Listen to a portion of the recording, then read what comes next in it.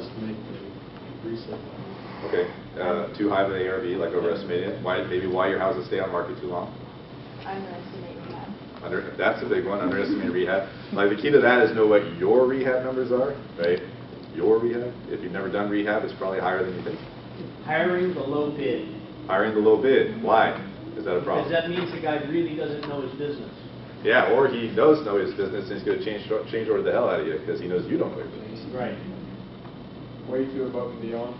Way too above and beyond. What do you mean by that? Pretty much all our houses, we always do it like we would want to live there.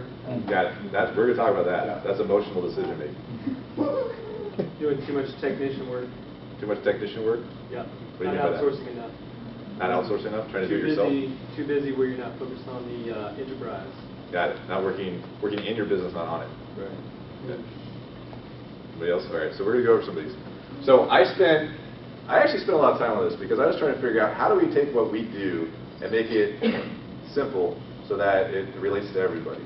And I thought that it'd be better just to go over some of the common mistakes that investors make and then how to solve them, right? Or how we solve them, right? And through all the mistakes we made. Every single mistake that we're going to go over, we've done, right? Or we've seen other people do. Okay, you can't make them all. And I hope you don't ever make them all. But actually, so we're going to go over the top 31 mistakes. No, anyways, I actually came up with a list of 31 mistakes investors do. You know, that's way too, that's never going to happen. So I was able to narrow it down to 5. So 5. And we're going to go over 5. Due to time limitations, not because yeah, I know you guys want to stay here all night. We'll go over all. But there's 5 big ones. They all fit into 5 anyways. So there's 5 investor pitfalls that prevent everybody from becoming awesome. The awesome thing, I don't know where that came from, me and Joe joking around on the phone or something, and then he's like, oh, and then all of a sudden he posted it, and then that's what it is. And so emotional decision making, I think, is one of the #1 reasons why most investors don't succeed. That's because they want to live in the house, right? That's a big one. Not knowing and sticking to your numbers, not having a clearly defined plan, and not getting everything in writing, and not having a team to try to do it yourself, DIY. So everything else falls in one of these 5 things. And if everybody just avoids these 5 things and has solutions for them, I think wherever you are in your business, whether you're a wholesaler, whether you're an investor, flipper, whether you're a landlord, developer, whatever, it all fits in all of them. Everybody make sense so far? So let's go over that. While we're going through these 5 problems, these pitfalls, we're going to follow one of the houses that we just did. And while we follow this house, it's a case study. It's an actual example. This house just sold. We flipped it.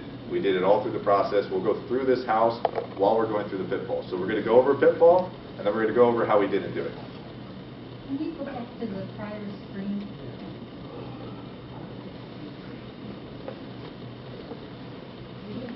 Thank you. No problem. Carl? Yes, sir. Rather than trying to write all this down, is it possible we get a copy later if we email you or something? Probably, right? I'm sure that shouldn't be a problem. Joe's videotaping it.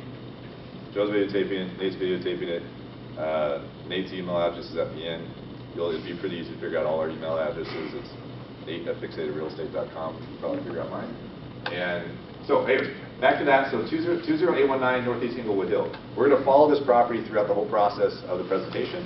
And we're going to go over emotional decision making. And then we're going to go over back to Inglewood Hill and how we avoided them, right? And we're going to go to the numbers and how the numbers worked in Inglewood. And we're going to keep going back so you guys can see what we do to avoid those 5 pitfalls.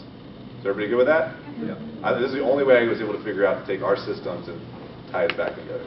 I hope it works. We'll see. If it doesn't, then you'll live with it. All right, so Inglewood Hill, these are some pictures. These are the before photos. This is the first time I saw the house.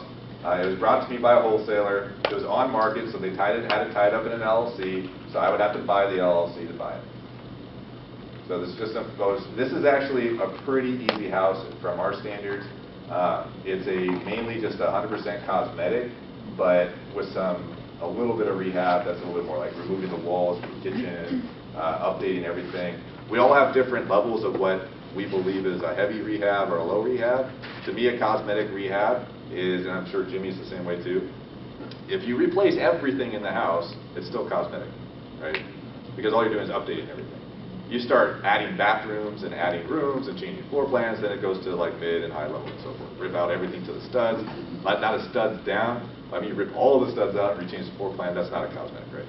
But if all you're doing is updating the kitchen, bath, flooring, windows, all that stuff, still cosmetic, because you're not changing the structure of the house. Not carpet, paint, I don't do those.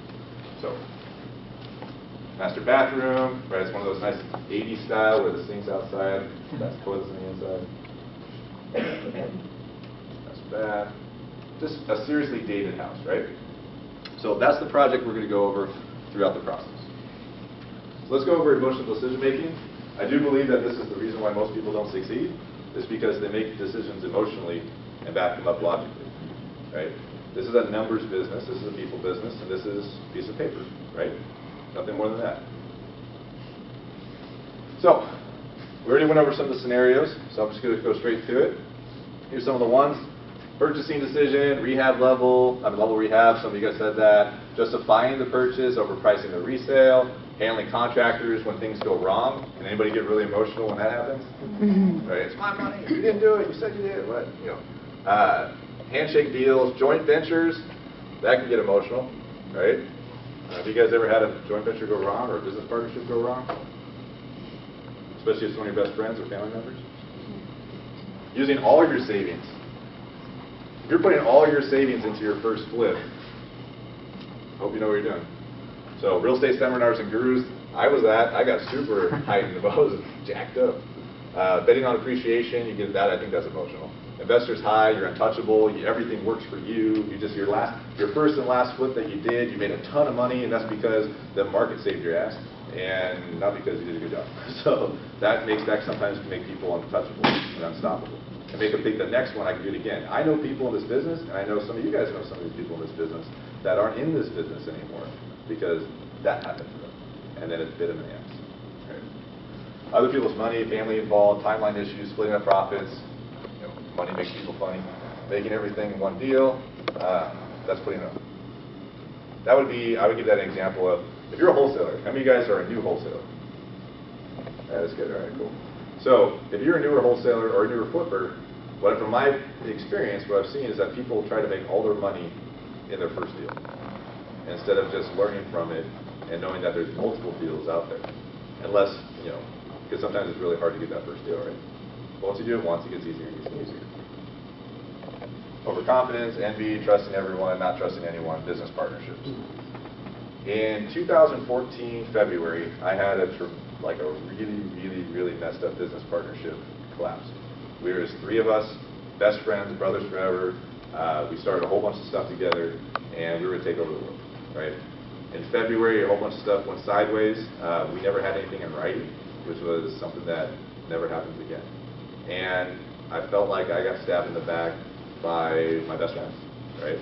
And so it got kind of messy. 6 months throughout the process, some attorney stuff got involved. It took a little over 6 months for us to kiss and make up. And I was out of real estate.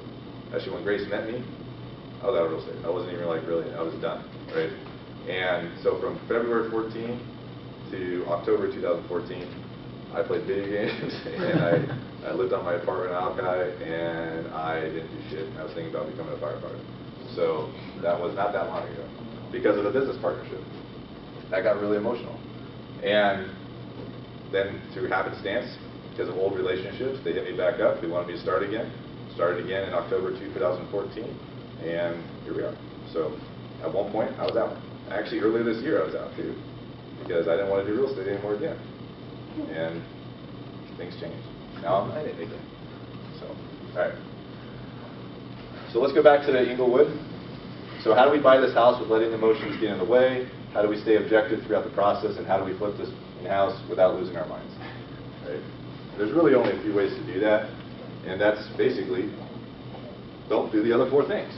Know your numbers, clearly define your action plan, get everything in writing no matter what, and have a team and that's on your project, and hold everybody accountable, including yourself, through that project. Map it all out. Everybody cool? All right, let's get into it. So, here's what we knew about Inglewood when it got brought to us. We knew the purchase price was $405, we knew rehab cost was $65, and we knew that ARV was $575. Now, we didn't really know these because that's what the wholesaler told us. Have any of you guys been brought a property to you and you just, everything was right? So, right? This is like a house that's, we had a house, this happened to us in Portland, the house that we just bought through our wholesale thing. The whole time, we thought the house was 2,500 square feet because the wholesaler told us it was 2,500 square feet. We're a week before close, I'm looking at the records, my bad, I should have looked at it sooner, right? It's 1,900 square feet. That's a big difference, right? That's a huge dollar difference too. Well, I trusted my wholesaler, right? Well, I still do that. So we fixed it, it still worked out, we got it all realized, and we bought the property. But don't always trust your wholesalers. So is there enough info here to make a decision to buy this house, yes or no?